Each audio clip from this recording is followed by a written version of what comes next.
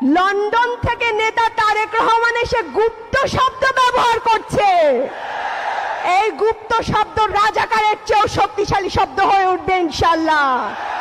এই গুপ্ত শব্দ দিয়েই আমরা জোটকে ইনশাল্লাহ বিজয়ের পক্ষে নিয়ে যাব ইনশাল্লাহ।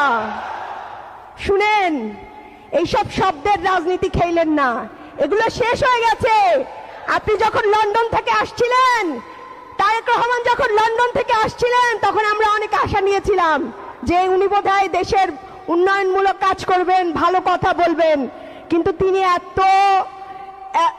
কোন স্তরের কথা বলছে সেটা আমার বলতে দ্বিধা লাগছে। একজন নেতার মুখে, ওই স্তরের নেতার মুখে এরকম গুপ্ত শব্দ মানায় না। এইসব এক শব্দে হাসিনার পতন হয়েছে।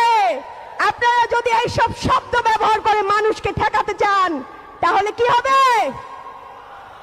জি, শব্দের